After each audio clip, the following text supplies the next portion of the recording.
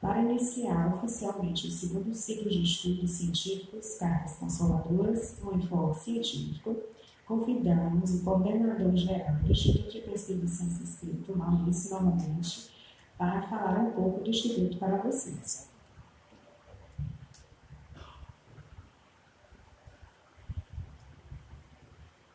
Novamente, boa tarde, pessoal. Vamos despertar agora, né, o ânimo, né? Vamos ficar sedentos aí de vontade de obter conhecimentos, que esse é o objetivo aqui do nosso evento. Queria agradecer bastante, né, a direção da casa que nos acolheu, nos cedeu o espaço para realizar esse evento. Agradecer ao nosso amigo Milton, né, pelo pronto atendimento que ele nos deu, que estaria presente no evento e colaboraria conosco nesse preparo. Então, dito isso, eu queria falar para vocês que o IPCE, o Instituto de Pesquisas e Ciência Espírita, ele já existe há 15 anos, aqui em Fortaleza, por uma necessidade que eu, junto com outros amigos que buscávamos algum lugar que pudesse estudar o espiritismo mais de uma forma científica, e a gente não encontrou aqui em Fortaleza. E daí a gente procurou no Brasil e também não encontrou. Né? Tinha algumas pessoas isoladas que faziam algum trabalho científico, mas não existia, não achamos pelo menos, né, assim, nenhum grupo dentro do espiritismo que buscasse um estudo mais sistematizado do aspecto científico do espiritismo. Então a gente resolveu criar o nosso próprio instituto para divulgar, né, mais essa área do espiritismo, desse aspecto que é ainda pouco utilizado. E depois desses 15 anos que a gente vem nessa batalha de divulgar esse aspecto, nessa dinâmica do espiritismo, a gente observa que houve progresso. Evidentemente, nosso trabalho foi uma gota no oceano, mas de qualquer forma, isso cresceu e hoje a gente já encontra no Brasil diversos grupos que também se preocupam com esse lado científico. Isso não quer dizer em absoluto que a gente acha que o aspecto mais importante do espiritismo é a ciência. Não, isso é bobagem.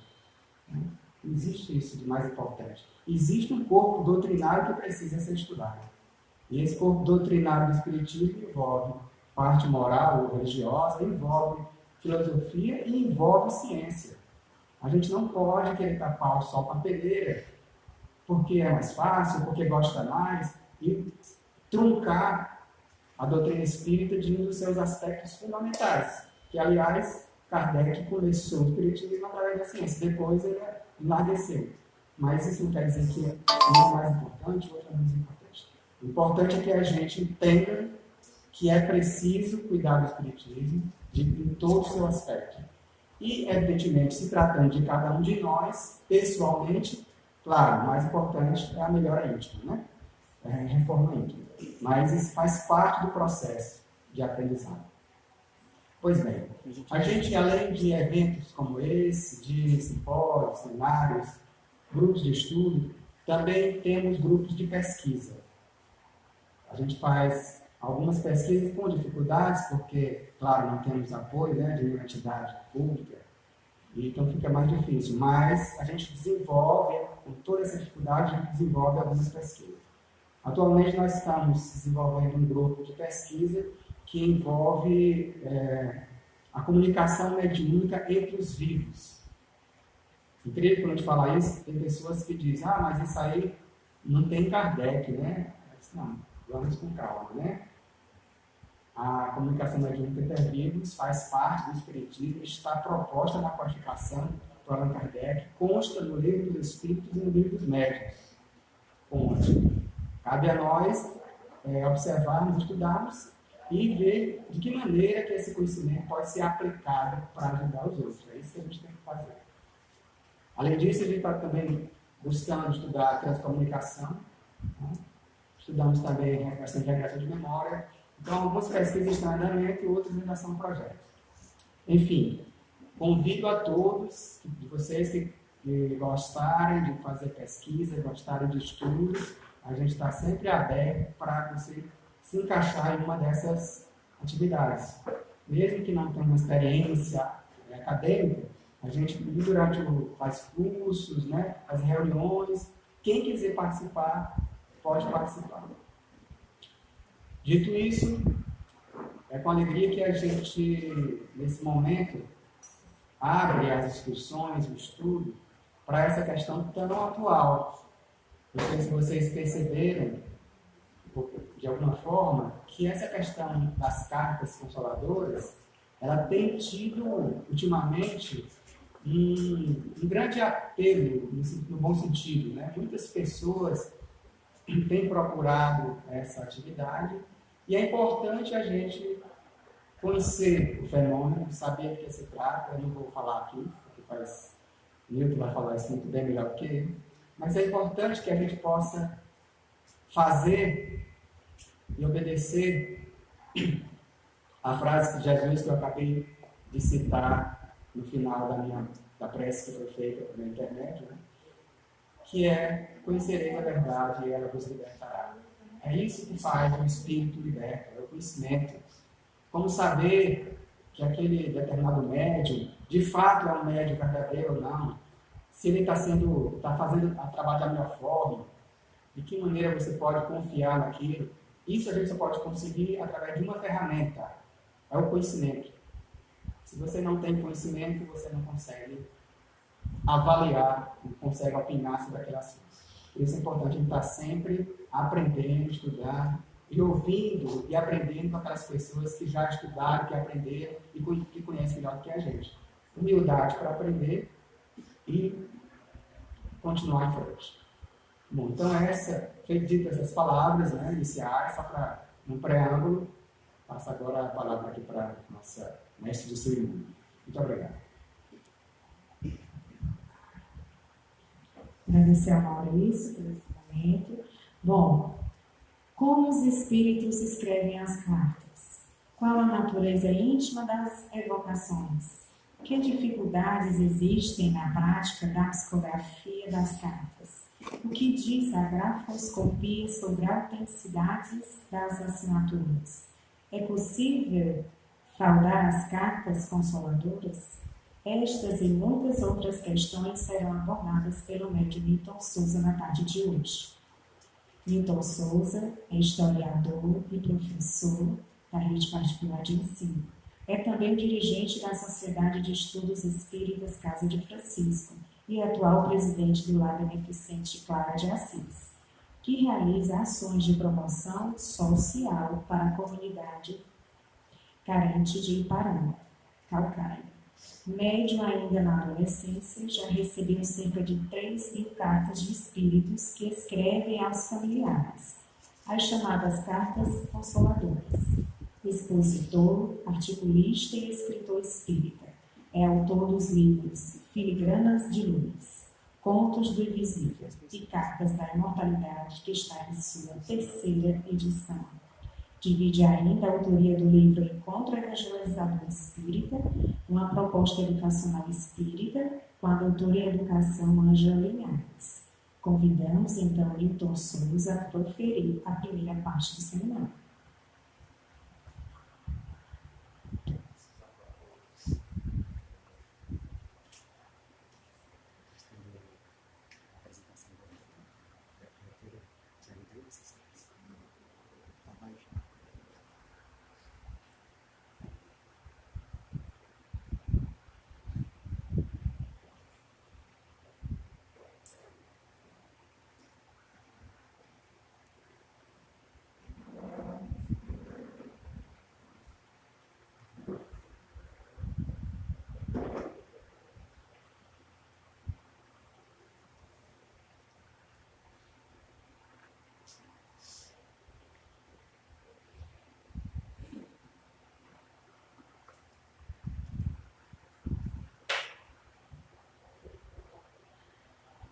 Minhas amigas, meus amigos, uma tarde de paz, de alegria, de aprendizado para todos nós.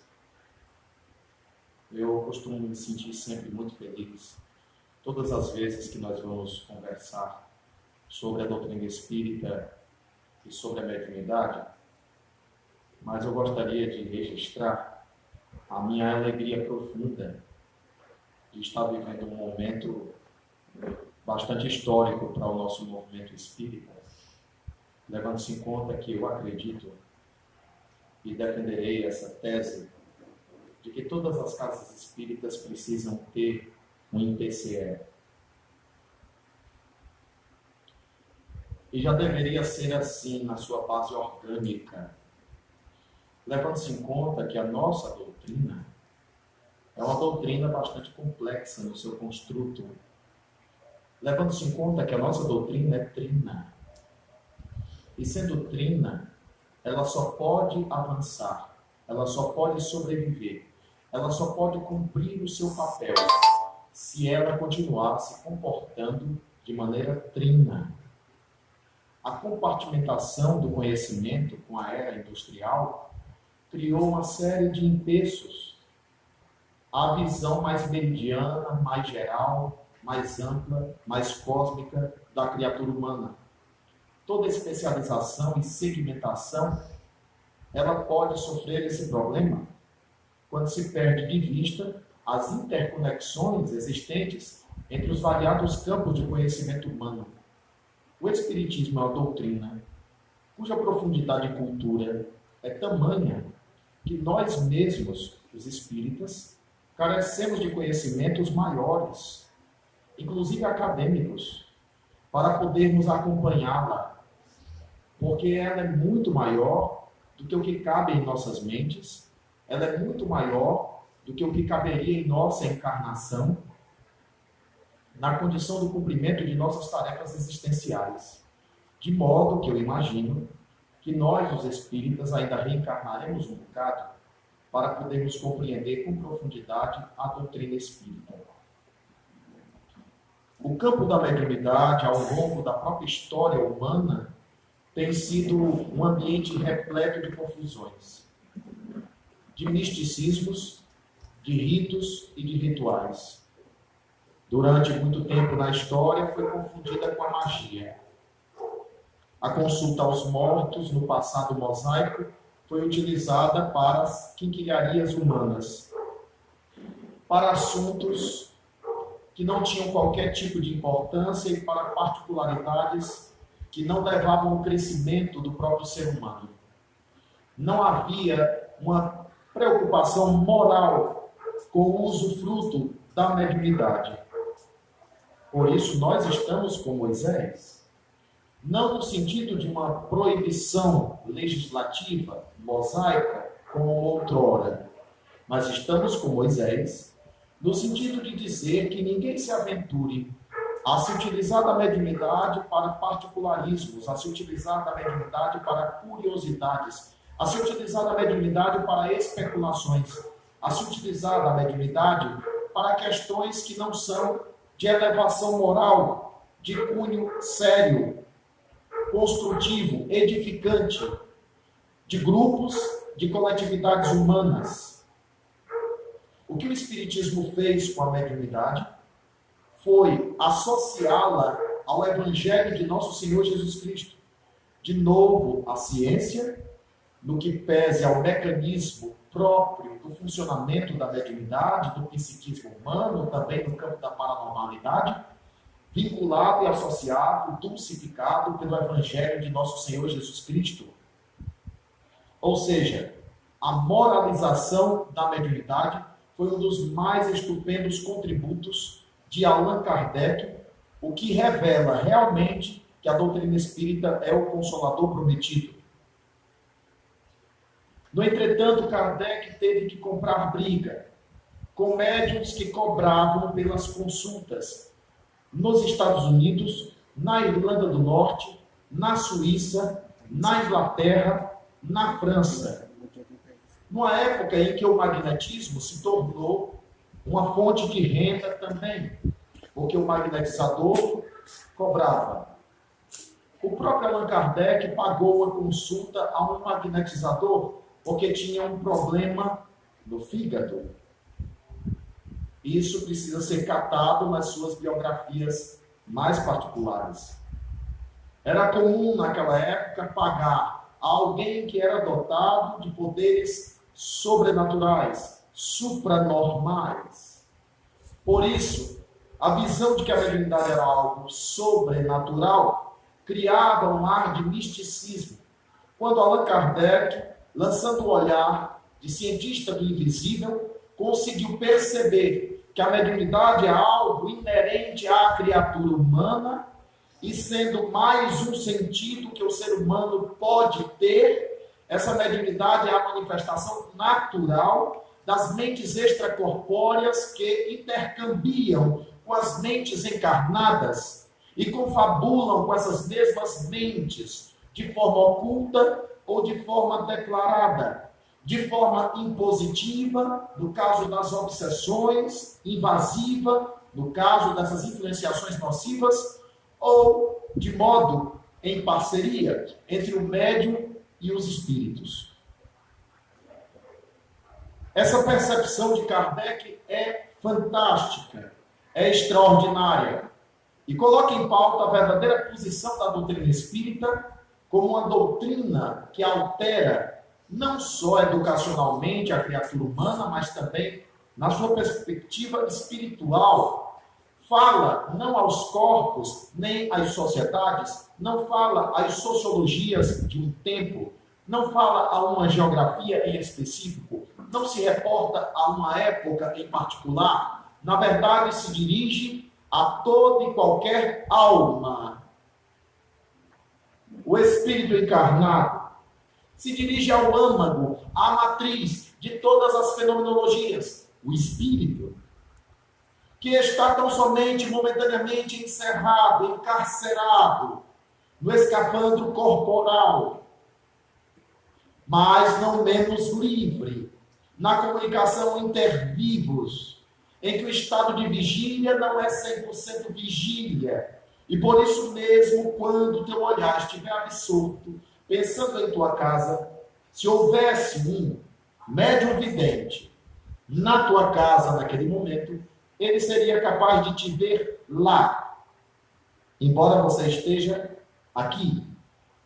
Porque o perispírito, disser Allan Kardec, é um livro dos médiuns conforme a revelação dos espíritos. O perispírito, ou corpo espiritual, ou envoltório do espírito, não está encerrado no corpo como uma luz numa caixa. Ele se expande, porque ele também é campo. Há hoje um estudo, tanto na astrofísica quanto na física quântica, que é o estudo dos campos, desde a descoberta do eletromagnetismo, desde a descoberta da radioatividade, da radiação nuclear. Existe um estudo sobre os campos.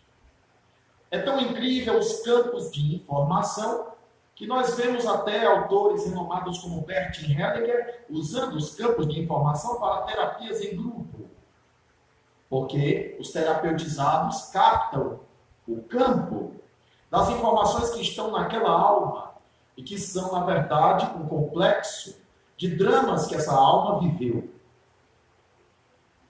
Mas esse preâmbulo, ele é necessário para que a gente não apequene o espiritismo e o delimite apenas e tão somente a psicografia. Eu imagino que ainda hoje, ainda agora, mesmo com os nossos avanços tecnológicos, com a transmissão em tempo real da fala, a escrita ainda ocupa um estatuto de autoridade, porque a escrita, ela tem uma maior compleição ou adaptabilidade para a documentação. A escrita permite a revisitação do texto quantas vezes nós quisermos, para observações que possam ser setorizadas, meticulosas, detalhadas, gerais e assim sucessivamente. De modo que, mesmo a pesquisa de uma carta, quanto mais essa carta for relida, maiores peculiaridades podem ser verificadas, assimiladas, na análise de uma escrita. Há ainda muita ignorância no entorno da psicografia. E o interessante é perceber que, embora eu diga para os senhores que a perspectiva documental da psicografia é extremamente interessante e ainda atualíssima para o nosso mundo de terceiro milênio, o Brasil privilegiou a fala. Nós carecemos de médiuns psicógrafos. É mais comum termos reuniões para a mediunidade falante. A maioria esmagadora das casas espíritas privilegia a desobsessão. E o médium de psicofonia, usando um termo mais kardeciano, o médium falante é o médium que mais aparece. Não havendo uma busca, não havendo um treinamento, não havendo uma disposição de fazer o que Kardec sugeriu em O Livro dos Médiuns, 15 minutos, uma vez por dia, durante 6 meses. Tentar a psicografia. Não temos a cultura da psicografia. Por isso mesmo, muitas pessoas andaram assustadas com o serviço de cartas consoladoras que Francisco Cândido Xavier desenvolveu. Ele teve que se afastar de um dos centros espíritas. Eu vou declinar do nome porque estão filmando.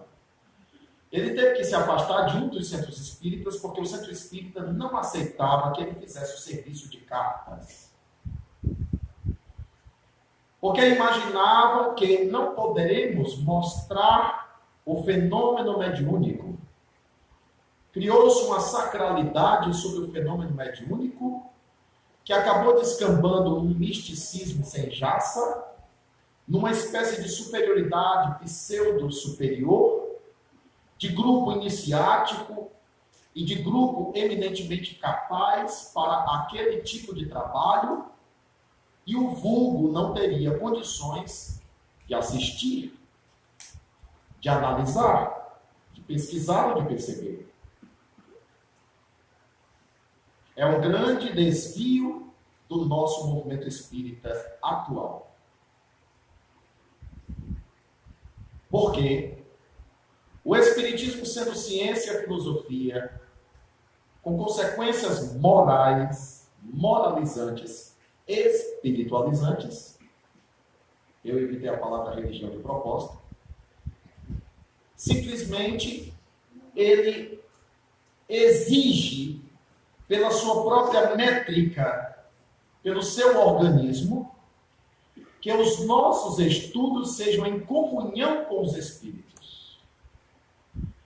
Digo isso, olhando para o meu irmão, João Filho, que é evocador de espíritos, trabalha com a evocação na mediúnica, olhando para ele e dizendo a ele que os nossos estudos espíritas, em todos os grupos de estudo, deveríamos ter um médium psicógrafo, para que os espíritos comentem o estudo conosco. Isso criou uma concepção cultural de um espiritismo de vivos, onde os mortos têm lugar, escondidos. Quando Chico Xavier, kardeciano por excelência, produziu o livro Seara dos Médiuns, como? Em reunião pública, com um grupo de estudo sobre o livro dos médiuns, está lá escrito, sessão pública do dia tal, a passagem que eles estudaram do livro dos médiuns, que era curta, e Emmanuel comentando aquela passagem do livro dos médiuns, estudando com os espíritas. As possibilidades para a psicografia são múltiplas. Se o IPCE, por falta de pessoas com perfil observador, que é uma carência em nosso movimento espírita, falta de alguém que tenha espírito de observação. Não é espírito de descrença. É o espírito de observar e anotar. fazer estatística, observar. Lançar hipótese, observar. Analisar, observar. Mas só observar. Por isso, fico feliz com o IPCE, porque eu imagino, a meu ver, um horizonte aí. Sugeriria, com ousadia até, que os senhores do IPCE criassem os sócios correspondentes, como Allan Kardec os tinha nas cartas dirigidas à Revista Espírita, para que tais sócios correspondentes, em reunião com vocês, possam aprender metodologia do trabalho científico, dentro das bases acadêmicas mesmo. Então, vocês teriam um correspondente aqui, que seria 2 ou 3 ou 4, conforme o grupo os tenha, de observadores dos grupos mediúnicos aqui existentes. Eles separariam um caso relevante, eles catalogariam, eles anotariam, eles gravariam, eles, através de toda uma mudança que precisam ter nas mediúnicas, porque o evocador é muito mais um perguntador do que um doutrinador, efetivamente, esse investigador do além, e por ser investigador também alguém que permite aos espíritos o desabafo, daí a terapêutica para o espírito desencarnado, e em um obsessor, desabafando os seus dramas, ele também teria condições de oferecer subsídios ao obsidiado para as suas transformações e mudanças morais, porque esse mesmo evocador teria condições de, tendo ouvido o espírito obsessor, apontar métodos moralizantes e espiritualizantes de dessintonização com a mente doentia extracorpórea. Um tratamento em via dupla, em que o obsessor e o obsidiado seriam tratados ao mesmo tempo. Não é à toa que existe prece para os dois. No último capítulo do Evangelho segundo o Espiritismo, porque fazia parte da praxis de Allan Kardec, e as preces são consequência do que Allan Kardec via como necessidade nesse tipo de trabalho. Mas é necessário que os dirigentes se abram, e é necessário que os observadores testem, e é necessário que os médiuns se disponham, sem medo de errar. Porque é um laboratório de acertos e de erros. Não há psicografia sem erros. Há psicografia com menos erros. Há sempre um lusco-fusco da mente do médium que vai interferir em alguma frase, em alguma palavra, em uma virgulação. Sempre há a interferência desse espírito que é o próprio médium.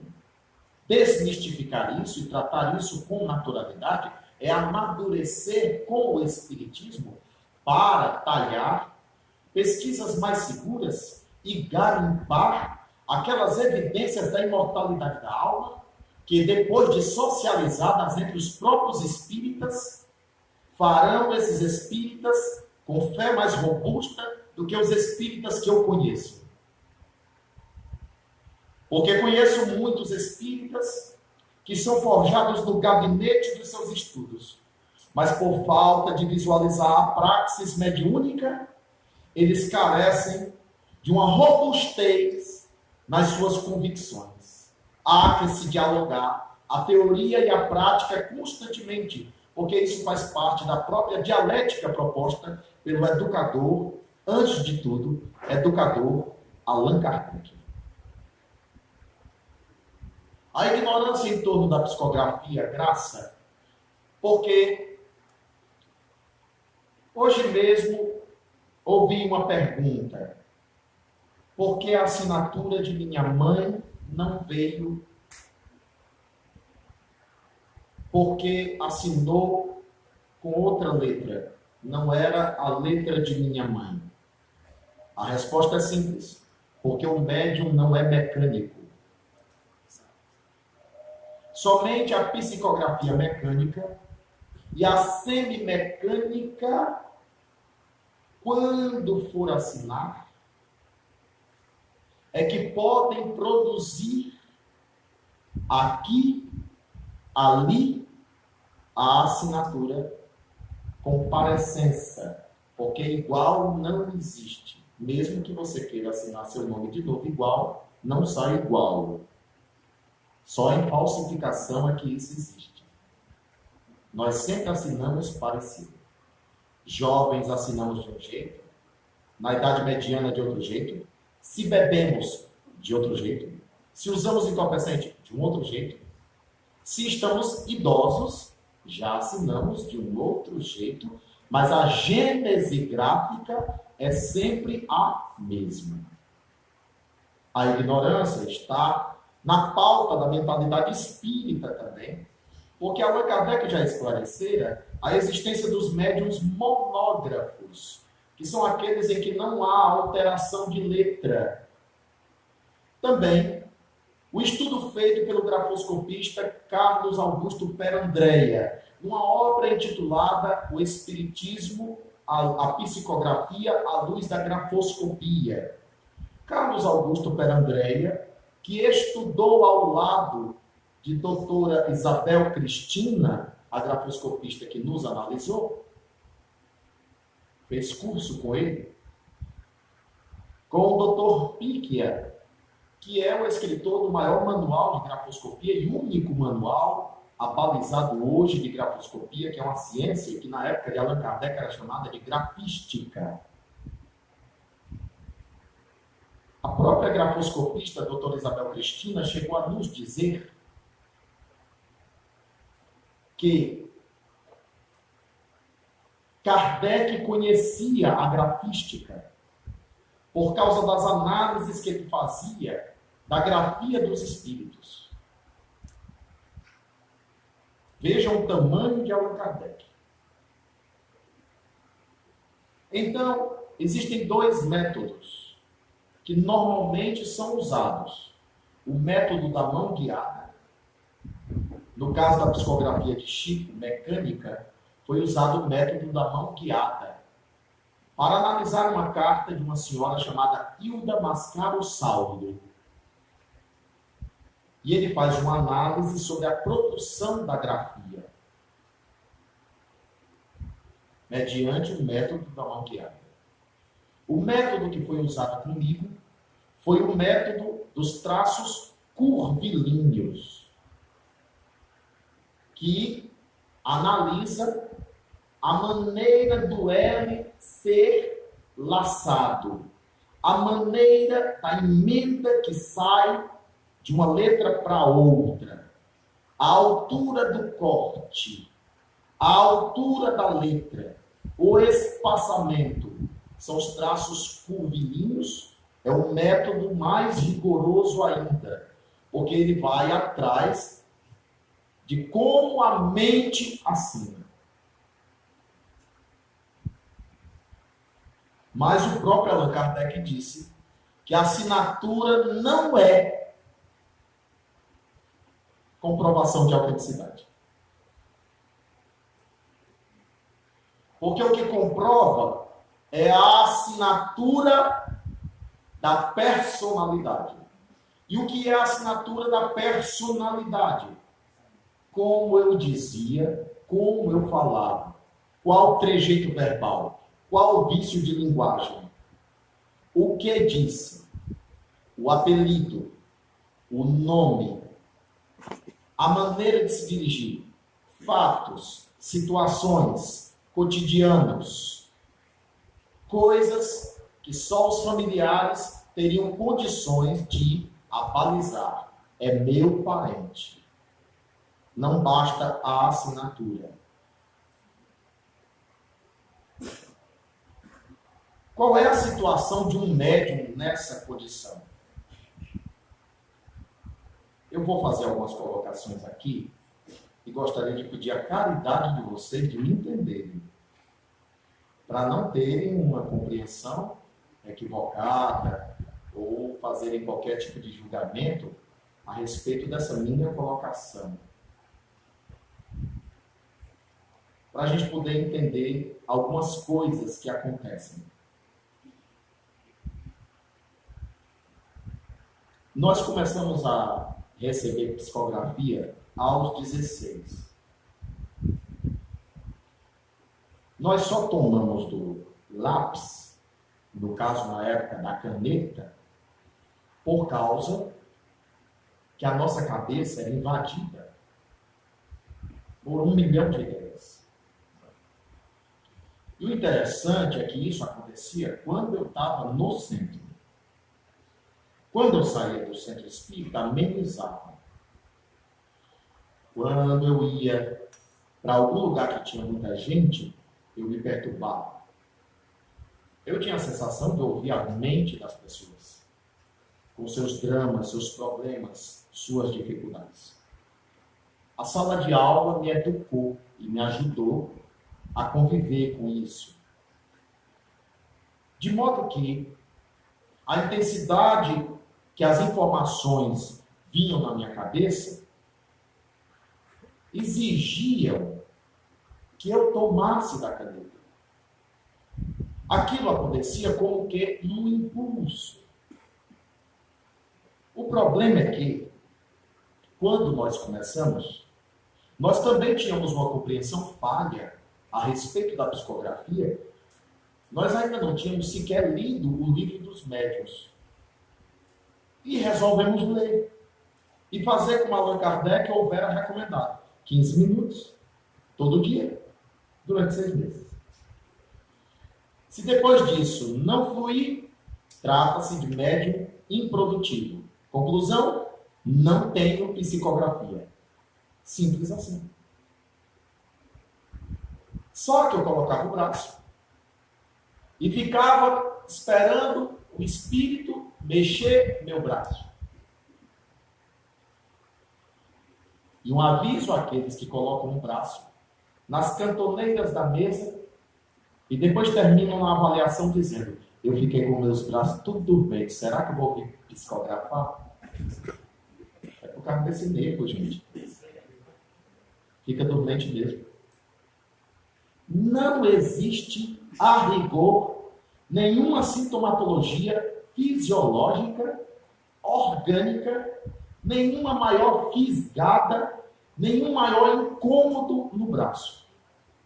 Não existe. E eu ficava esperando. Bora, espírito, mexe meu braço. Bora, espírito, mexe meu braço. E enquanto eu estava dizendo, bora, espírito, mexe meu braço, a minha cabeça lotada de ideias. Porque, na verdade, o complexo da vida é muito mais profundo do que o que se imagina. Há um encadeamento lógico entre tudo e todos, de modo que é uma teia de relações ad infinitum. Eu estou falando orientado. Mas eu não botava no papel. Eu ficava esperando o espírito mexer meu braço. Até que um dia, uma voz disse assim: escreve o que eu estou te dizendo.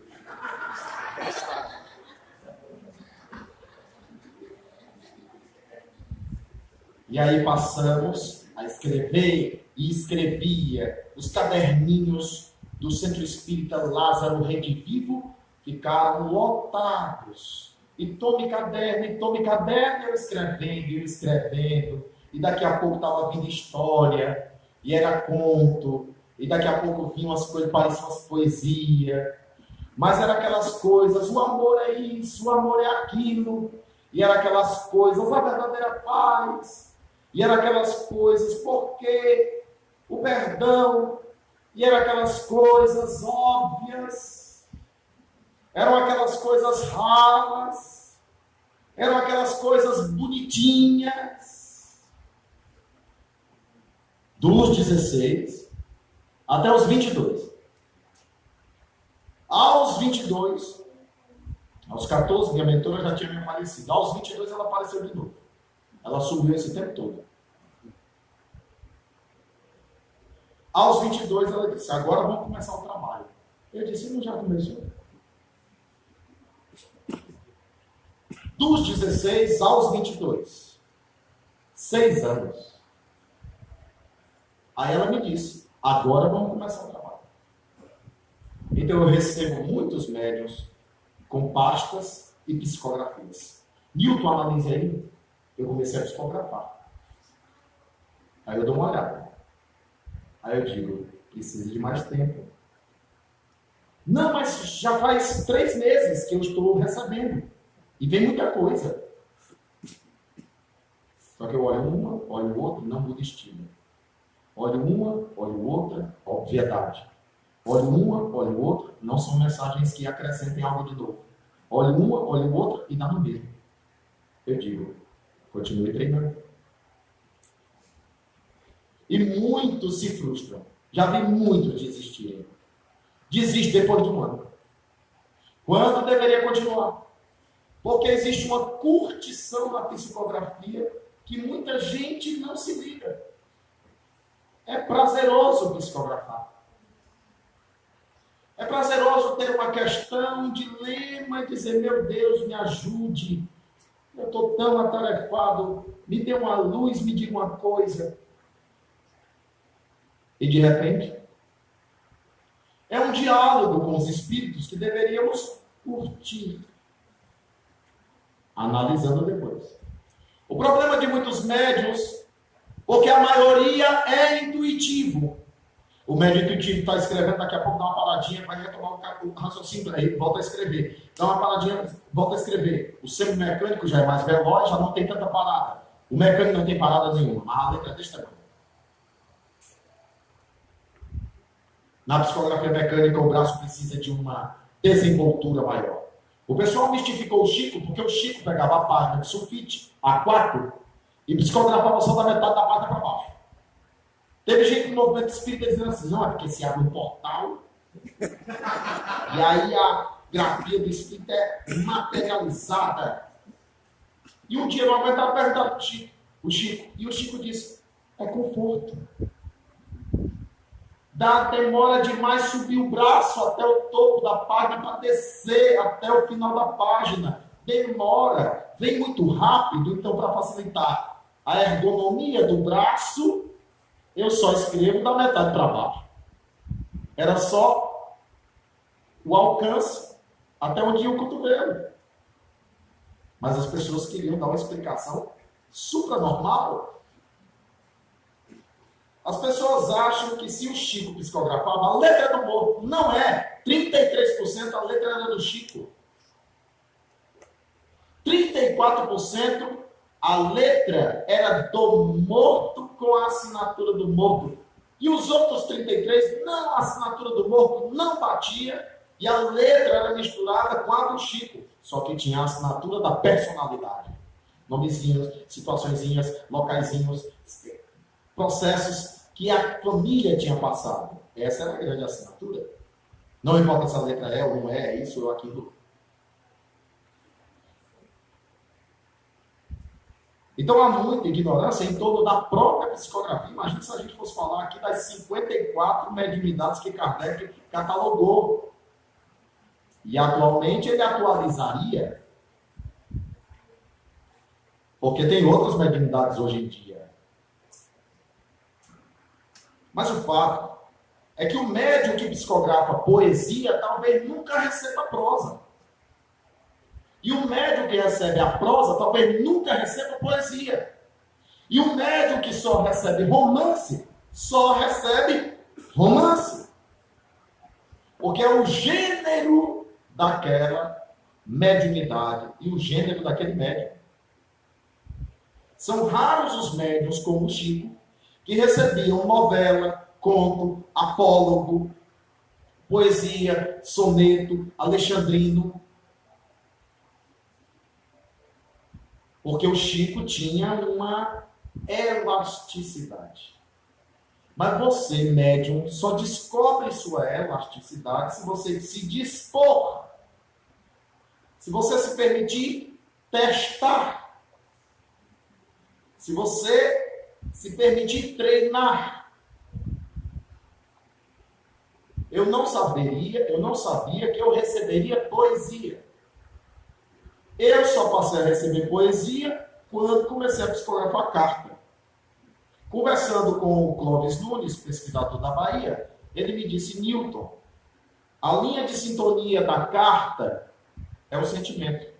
E a linha dos poetas é o sentimento. Talvez seja por isso.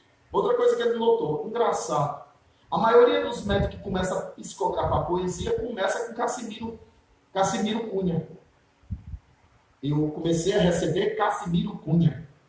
Ele dizia, é como se o Cassimiro fosse um professor, que vai desarmando a mente do médium para a psicografia. Mas eu recebia o soneto com o pé quebrado. Na poesia, o pé quebrado é quando eu digo cultura, tem que rimar com altura. Tem que rimar com amargura. Rima rica. U-N-A. U-R-A. Amargura. Algrura. De modo que o Chico tinha uma professora desencarnada que no bar do seu felizardo dizia a ele, pergunte aí o que rima com esperança. Aí o pessoal, Chico, temperança, Chico, não sei o que. E o Chico ia aprendendo. Ia aprendendo dicionário de rimas. De modo que se o médium nota que tem alguma possibilidade em algum campo, o médium também tem que ajudar os espíritos estudando. No caso do Chico, o Chico não tinha acesso à escola. O professor era desencarnado. No nosso caso, a gente pega o dicionário de rimas. Só para armazenar. Armazenar e deixar os espíritos usarem as palavras. Curioso. O Augusto dos Anjos é mais fácil na minha cabeça do que o Patativa. O Patativa tem dificuldade de escrever o que o Augusto dos Anjos escreve feito vento. Quer dizer que a mente mediúnica estava mais vinculada aos aspectos científicos do que aquele português interiorano em que ciência não é ciência, é ciência. E eu tive que ir aprendendo o palavreado do Patativa para ele poder escrever. De modo que é treino constante. Não pode ter interrupção. É outro problema. Toda a vida que eu parei foi recomeço. Toda a vida que eu parei de psicografar, quando ia retomar era uma ferrugem medonha. Não pode parar. E só colhe os frutos depois de muito tempo. Aos 22, as mensagens começaram a ganhar consistência. Somente aos 25 é que elas mudaram de estilo. Eu comecei aos 16. Aos 25 elas mudaram de estilo. Aí eu sabia qual era um autor, qual era o outro autor, mediante o estilo que ele apresentava. O livro que foi mencionado, Contos do Invisível, é um livro que tem vários autores. Você nota o estilo de um e o estilo de outro completamente diferenciado. Porque isso também é importante para autenticar a personalidade desencarnada. Porque se tudo for no mesmo estilo, ou há uma predominância anímica muito grande, o que não é interessante, porque não é mediúnico no caso, ou os espíritos não estão conseguindo se expressar no seu linguajar próprio.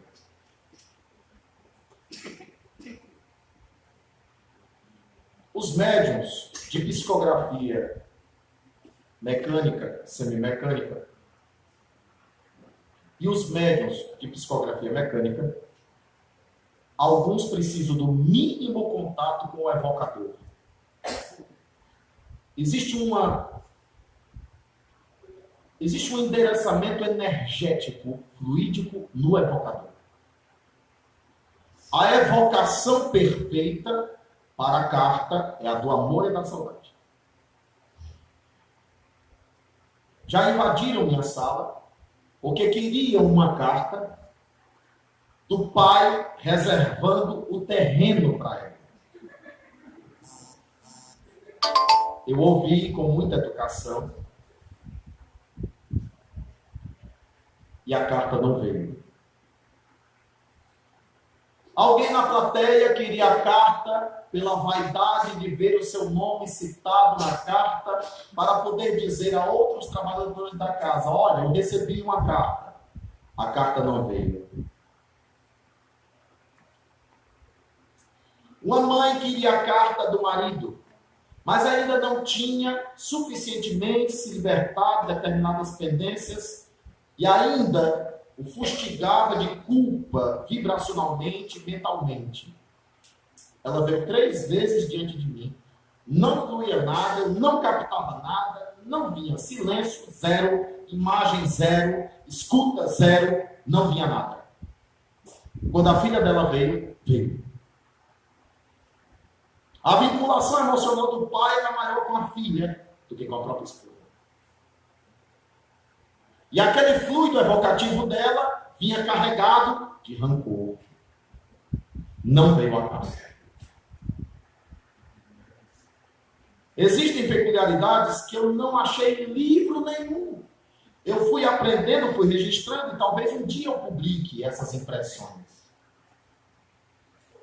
O serviço de carta exige tempo. Eu comecei com 16. Quem é bom de matemática aí?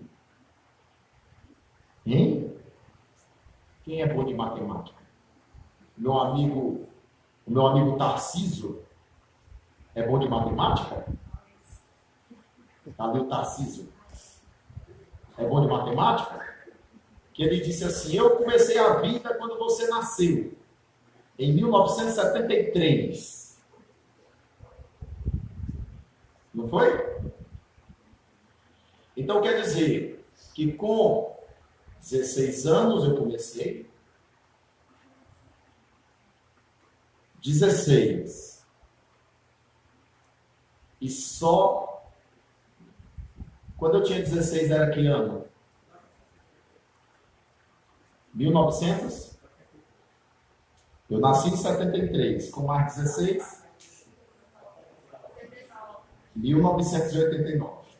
Eu comecei a psicografar em 1989. Em 2010 é que eu comecei a receber carta.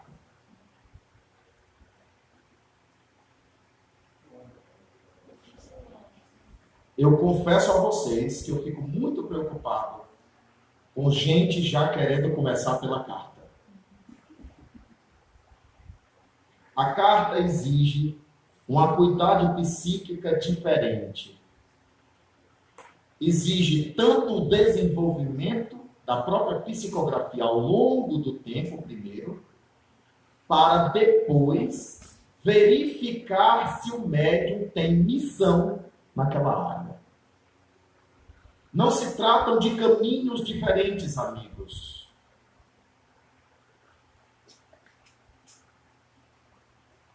Se trata da natureza orgânica da própria psicografia, do mecanicismo com que ela trabalha, especialmente porque a maioria é intuitivo. E o intuitivo precisa do braço. Eu diria, ou ousaria dizer, que normalmente o médium de cartas é de semimecânico para mecânico.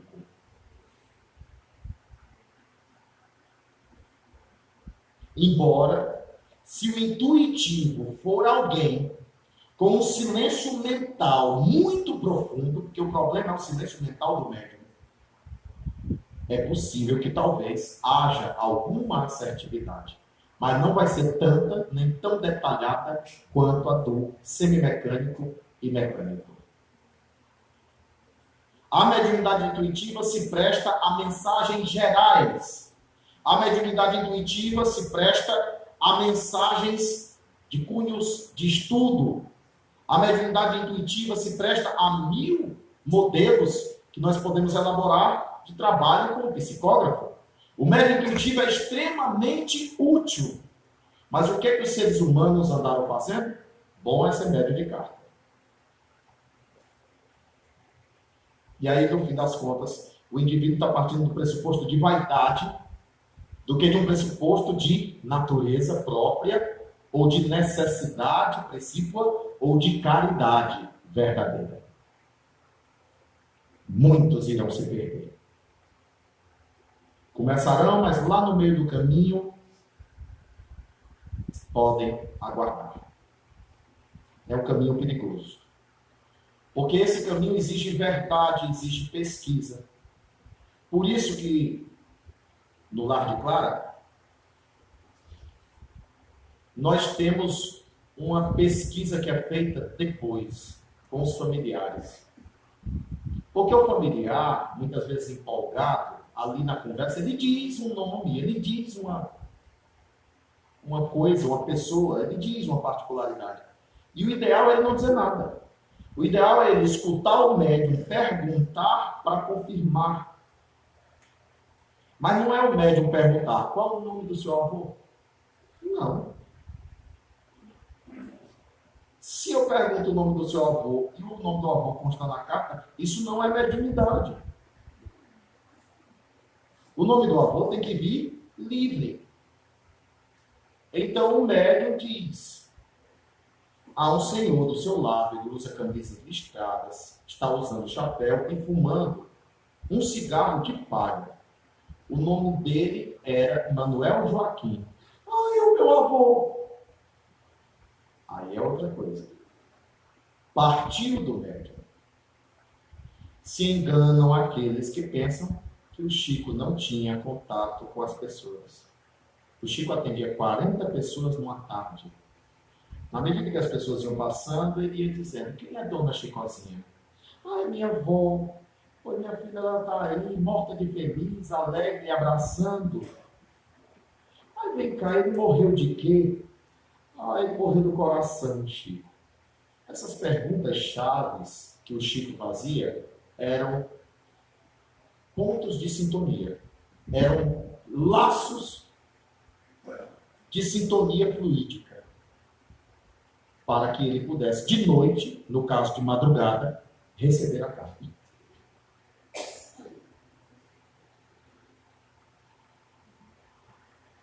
Por isso os pesquisadores desconfiam de quem não tenha contato nenhum. Porque o Chico costumava dizer: mediunidade não é mágica. E porque o próprio Allan Kardec disse: o médium não se aventure a receber comunicações de familiares sem a presença do evocador interessado. Porque tem gente que chegou, Nilton, eu tinha uma pessoa lá em Capuí. O pai dela desencarnou e ela está desolada, ela está com depressão. Eu botei o nome dele aí para ver se tu recebe. O ideal é que a pessoa interessada, que tem a força evocativa, vá.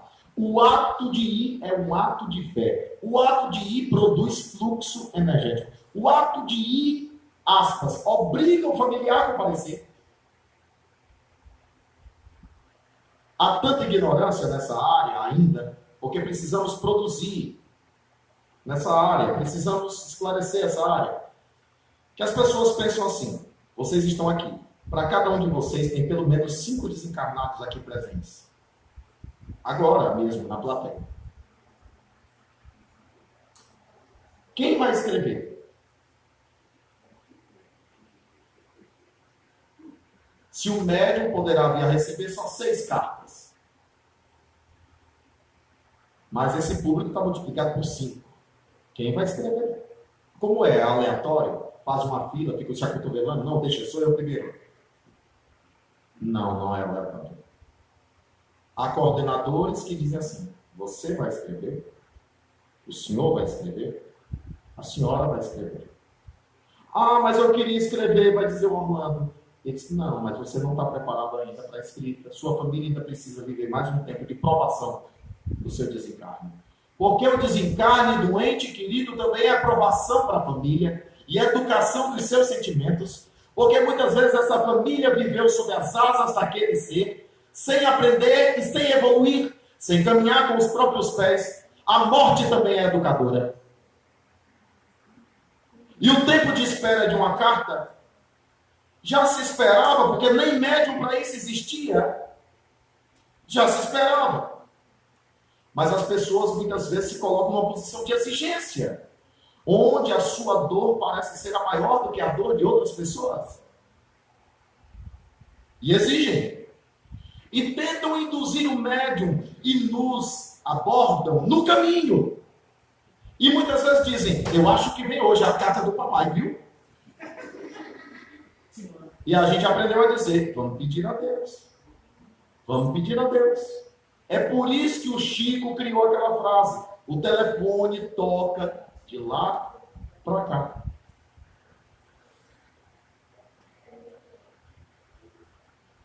Perceberam?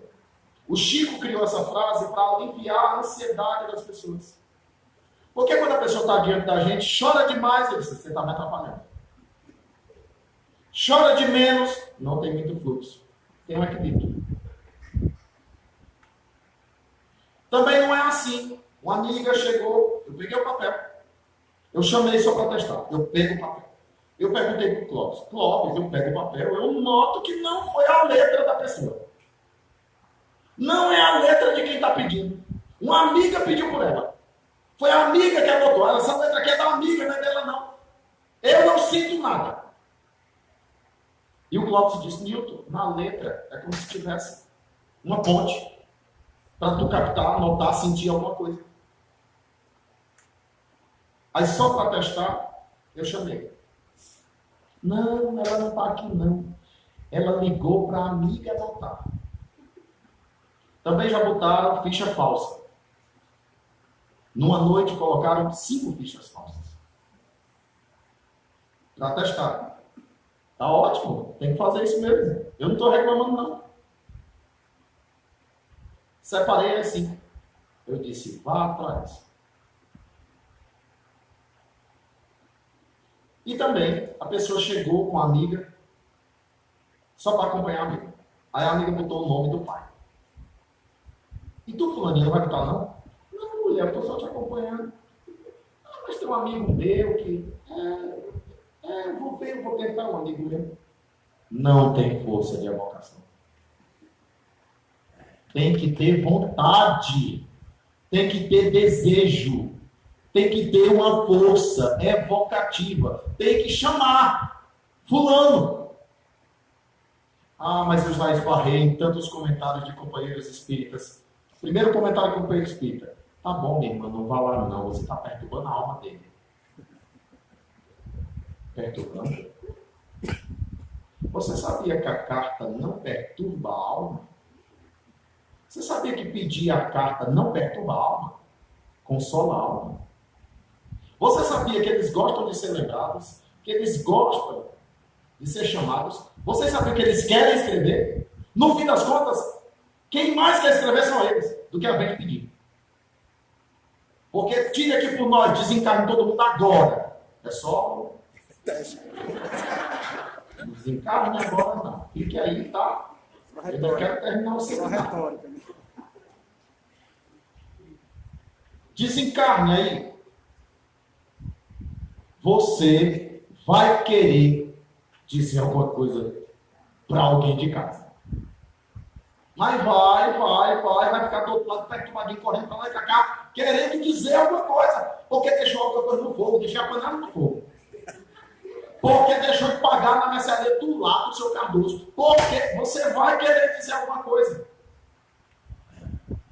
É da natureza do ser humano. A comunicação dos espíritos não é o sobrenatural, é a natureza da alma que quer mandar recado. Todos querem. Mas entre todos que querem, muitos desencarnados nem espíritas são. Porque tem gente que diz assim, porque a religião é uma barreira, viu? Já vi evangélico desencarnado, não quer escrever por mim. Não escreve. Eu já vi, ele não escreve. E as familiares querem pedir, e ele não escreve. Porque ele era dogmaticamente evangélico. Mas também já vi seminarista, flexível, que disse, meu Deus, a mamãe vem buscar aqui. Eu já vi uma senhora fazendo o sinal da cruz, era a avó da família, fez o sinal da cruz, deu meia volta, vou ver. Aí o tio que veio escrever, tu sabe como é a vovó Jacinta, né? Católica Carola, viu o médium escrevendo, viu que era mediunidade, viu que era espiritismo, não quer escrever. Por isso que eu estou escrevendo, gente. O pessoal caiu na gargalhada na hora. Ai, religião, porque vocês acham que desencarnou é tudo igual? Já acho que desencarnou, já sabe escrever por um médium. Nem todo mundo sabe escrever através de um médium. Existe uma habilidade. Exige um treinamento. O espírito, às vezes, convive comigo 3 meses, 4 meses, 5 meses para poder escrever a primeira. Porque precisa de uma finalização fluídica. Ele tem que se convencer que escrevendo.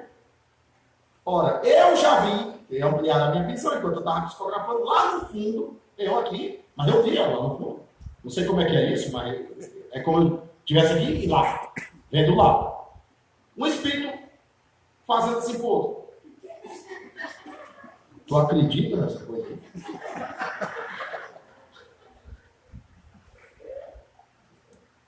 Aí o outro, não sei, rapaz, eu só sei que o povo está chorando. Coisas que eu comecei a perceber e entender dos bastidores das cartas consoladoras. Que eu não imaginava, que eu não li em livro nenhum, eu não achei isso em livro nenhum, não tinha essa explicação. E muita gente que é vidente, eu acho engraçado os videntes. Os videntes, pseudo-videntes. Os videntes, pseudo-videntes chegam assim, eu vi quando ele sentou do seu lado. Eu assim na minha. Eu vi quando ele pegou seu braço. E eu calado. Foi, ele se reclinou assim sobre você. Eu disse, qual era a carta? Isso foi a primeira. Eu disse, ele estava no canto da mesa. Ele não sentou do meu lado. Outro estava na plateia. Raramente eu vi braço em cima do meu braço. Já vi. Mas raramente. Porque a comunicação é mental. Quando há o personismo, ainda assim, é apenas uma justaposição de perispíritos, mas eu posso estar fora, um pouco mais fora do meu corpo. Na minha natureza mediúnica, eu não perco a consciência. Se eu chamar o Sérgio Luiz para fazer palestra enquanto eu psicografo, se ele cometer uma gafe doutrinária, assim que terminar, eu vou dizer, Sérgio, foi muito boa a palestra, mas você errou isso. Isso não tem nada a ver com a doutrina. Escuto tudo, acompanho tudo. Às vezes amplio a minha percepção. E eu percebo até muito mais coisa. Mas para não constranger os trabalhadores, eu fico calado. Comentários, ideias, críticas, fofocas, tudo. Enquanto a gente vai psicografando, enquanto está acontecendo a psicografia. Contar um fato novo para mim, que foi sábado retrasado. Normalmente são 2 horas de psicografia. E quando deu as 2 horas de psicografia, eu só ouvi a irmã Rosália dizer assim, nós vamos avançar no tempo. Eu só obedeci. E psicografei 4 horas e 10. Durante 4 horas e 10. Eu notei que na medida em que eu continuava psicografando, o transe foi ficando mais profundo. A Roberta Nunes disse, Nilton, eu só vi o teu braço. Tu nem se mexia. Parecia que você estava desencarnado. Eu recebi 23 cartas. Era Dia das Mães. Talvez por isso. Foi muita mãe, muito filho, muita gente fazendo esse tipo de referência ao calendário. E ao mesmo tempo, depois ela disse que tinha sido só um treinamento. Aí a gente vai percebendo que o mundo da mediunidade é infinito. Quanto mais você estuda, menos você sabe. Quanto mais você se aprofunda, mais você descobre meandros, detalhes curiosíssimos. E o cansaço é o cansaço de alguém que se senta para escrever durante 4 horas. Ou durante 2 horas. Não há misticismo, não há um desgaste psíquico. A psicografia não produz o desgaste que a psicofonia produz. A incorporação ou psicofonia, ela produz um desgaste muito maior. Se vocês me vissem numa desobsessão, atendendo um suicida, vocês veriam que dizem que normalmente um médium recebe 2 ou no máximo 3 comunicações por sessão mediúnica. Eu só receberia do suicida. Porque como eu tenho personismo, a personalidade aparece no jeito da boca, no jeito da fala, também polifonia, a voz muda, no gestual. Então, todo esse mecanicismo sendo utilizado provoca uma interposição perispiritual muito grande que gera um desgaste tremendo. Eu queria perguntar se a gente vai ter espaço para pergunta. Só vai ser um espaço para pergunta ou 2? São 2 espaços para pergunta, né? Então eu ainda volto com a fala. Depois do lanche eu volto com a fala de novo, né? Para que eu não possa aqui misturar os assuntos. Então, ficou claro que existe a tal da psicometria, não é? Que Ernesto Pozzano pesquisou, o tato psíquico. Você pega no papel, na letra, tem um endereçamento. É como eu separo a ficha. Eu contei hoje de manhã. Teve um dia lá de tarde que deu 520 pessoas. Um dia raro. Esse dia,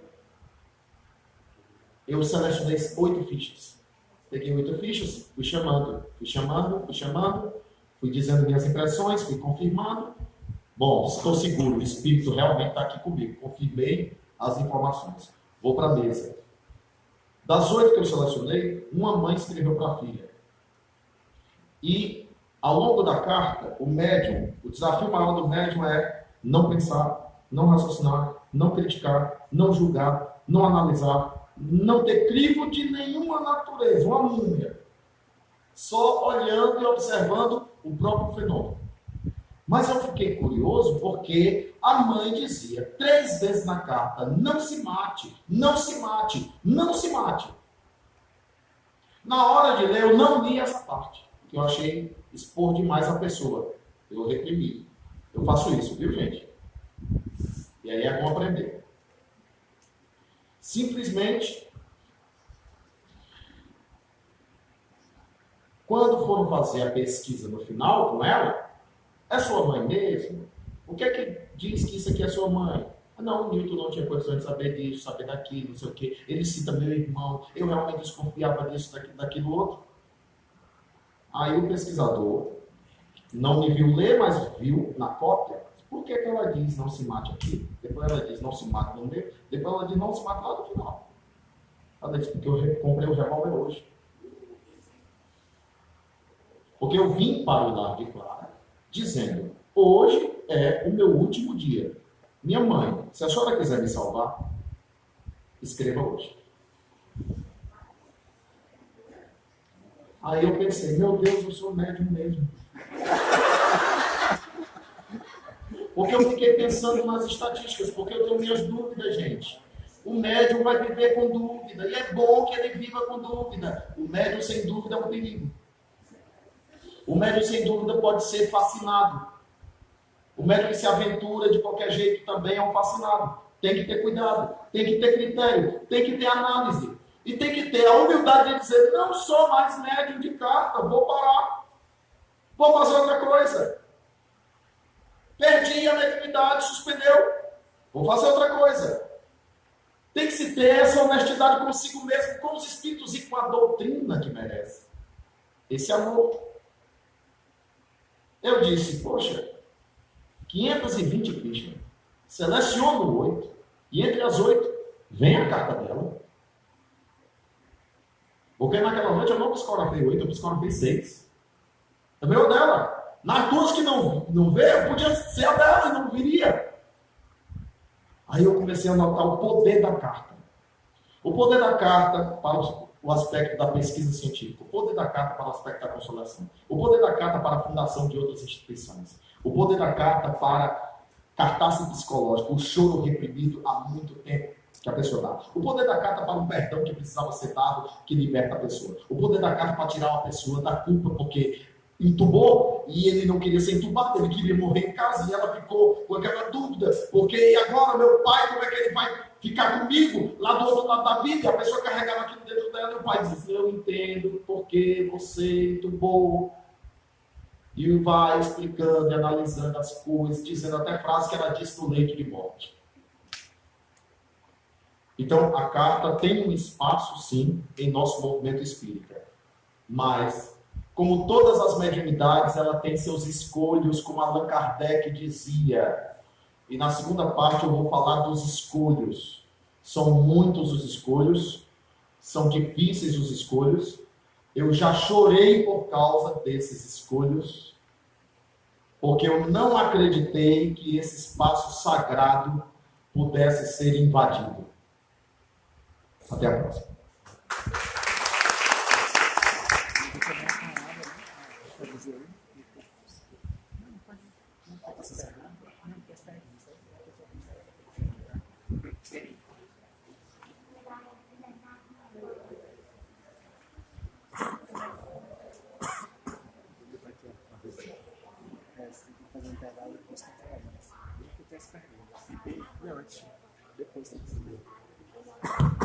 Bom, temos aqui, vamos ler as perguntas. Newton, você falou que o médium psicógrafo tem que estar em constante treino. Pergunto isso, serve também para qualquer outra mediunidade? Regularidade, assiduidade. O médium, eu vou entrar num outro assunto delicado e polêmico. Polêmico que eu vou dizer. Eu entrei em determinado grupo espírita, o pessoal dizendo assim, se você não quiser seguir na mediunidade, se dedique à caridade, se dedique ao trabalho social, se dedique a visitar os idosos, o leprosário, ou colônia de ancianos, se dedique a isso, que canaliza a mediunidade. Não canaliza. O perispírito é um organismo, do ponto de vista fluídico, mas é um organismo tão complexo, tão concreto, quanto o corpo físico para a sua própria dimensão. O médium que não exerce a tarefa adoece. Problemas hormonais, tumorações no cérebro, AVC, problemas de distúrbio de comportamento, de personalidade, pode vir a desenvolver a esquizofrenia, pode vir a desenvolver a bipolaridade. Eu vou dizer, conforme a experiência de pessoas que eu já conversei, já atendi, já acompanhei, quem não exercer mediunidade adoece do corpo físico. Mediunidade é compromisso. Mediunidade é misericórdia divina. Eu gosto de contar essa história, que além dela ser engraçada para mim, pelo menos para mim, ela é muito ilustrativa. Uma pessoa que muito errou, era um indivíduo, sacerdote, inquisidor, tinha errado com a comunidade de huguenotes, que ele perseguiu. E tinha também mandado queimar alguns médiuns. E ele chegou para o seu mentor espiritual e disse assim, olha, eu quero renascer no mundo, mas eu preciso me quitar, minha consciência está muito culpada. Eu não poderei ter braços, porque eu usei minhas mãos para o mal, para a ignorância. Eu não posso ter a visão. Eu devo nascer cego. Meus olhos viram com prazer a morte de inúmeras criaturas humanas. Ah, me deixem coxo mesmo. E o mentor só ouvindo a lista. E o mentor sério ouvindo a lista. Quando ele terminou a lista, que era quase todos os órgãos, e sentidos, o mentor disse: não, meu filho, Deus é misericordioso, Deus quer lhe dar uma chance, você vai reencarnar com todos os seus membros, com os seus sentidos normais, você vai reencarnar novinho em folha, não se preocupe. O espírito que estava só fazendo média, na dissimulação de querer parecer o mínimo, simplesmente sorriu por dentro. E quando o mentor notou o silêncio e o riso interior, disse: mas você vai reencarnar médium.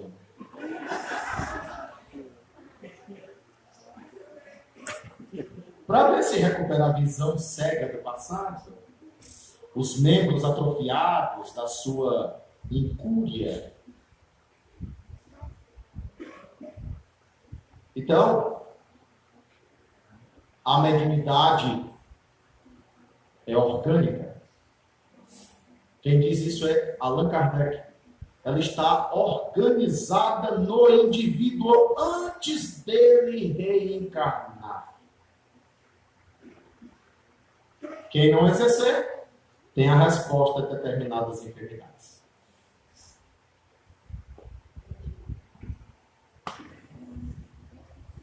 Newton, o Espiritismo é a cultura, então, dos mortos? O Espiritismo é a cultura da vida. Quem foi que disse que existe morto? Quer dizer, eu encontro algumas pessoas mortas no centro espírita. Porque eu acho que o Espiritismo é lugar de alegria, de efusividade, de entusiasmo. Casa espírita é lugar de festa. Uma verdadeira festa espiritual. Mas, às vezes, eu visito casas espíritas em que as pessoas estão mortas. Eu vou falar com elas e digo: olá, meu irmão. Tudo bem?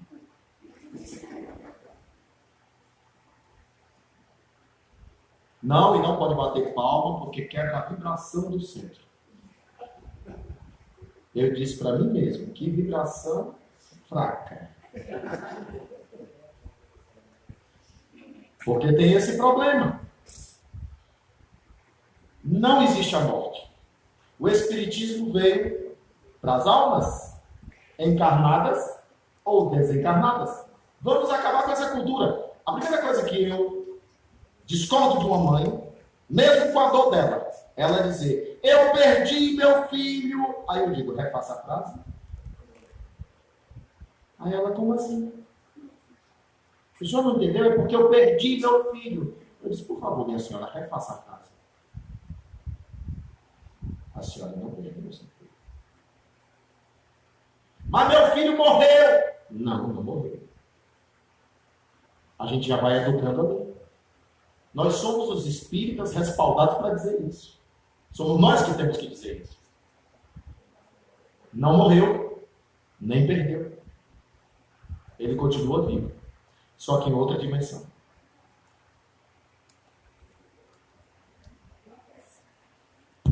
Uma pessoa desencarnada evangélica pode vir a pedir uma prece por ela, logo ela que não acreditava no Espiritismo? Pode. Mas ela vai ficar na igreja. Já vi pastor desencarnar. Eu namorei com uma menina evangélica. Ela vivia sonhando que eu fosse o Saulo que ia me transformar em Paulo. Ela vivia sonhando que eu caísse do cavalo. Eu disse: mas minha filha, eu sou espírita. Se quiser namorar comigo, eu sou espírita. Como ela achou a coisa boa, ela continuou namorando. Mas eu fui à igreja dela sem nenhum problema. O bom de ser espírita é ser livre. As pessoas cheias de dogmas são pessoas tão infelizes. São pessoas tão limitadas. As pessoas preconceituosas são pessoas de redutos tão pequenos. Ah, eu posso entrar na igreja católica, eu posso entrar numa igreja evangélica, eu posso participar de um culto ecumênico. Eu sou espírita. É por isso mesmo que eu posso. Porque eu sou livre. Então, eu já vi pastores fazendo a pregação inspirados por pastores desencarnados. Tem um pastor que me acompanha. O pastor Emiliano foi pastor aqui de Fortaleza. Ele era assembleiano. Quando eu tenho palestra sobre Bíblia, é ele que me dá o toque.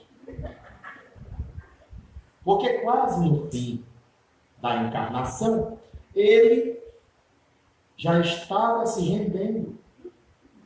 E já estava percebendo no Evangelho de Jesus a doutrina espírita. Então, a morte iguala todo mundo. Todo mundo é igual. Por isso que é muito bom o trabalho de carta, sabe por quê? Vai até ateu. E aquela alegria, aquela festa. Uma mãe evangélica tinha dúvida sobre a morte do filho. Os policiais disseram que ele tinha se matado. E o filho disse na carta, não. Não dessa morte. O meu suicídio foi o lento pelo álcool. Mas eu cambaleei diante da varanda e caí. Eu não me matei. Não foi porque eu quis. Eu estava embriagado.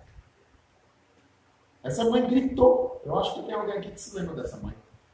Essa mãe gritava, ela urrava do lado. Eu sabia. Porque para ela, na evangélica, era muito importante que o filho não estivesse no inferno. Suicida. Não é? Na concepção dela, inferno é eterno. Perceberam? Então a morte quebra os preconceitos, viu? E as cartas também. Isso é a força delas. Agradecer a todos. Algumas perguntas desse bloco, né, que não foram respondidas, a gente vai ver se responde depois. E algumas mensagens foi endereçada ao Newton, mensagens de agradecimento que eu vou repassar aí, tá bom? Vamos ao lanche, daqui a uns 10 minutos a gente retorna.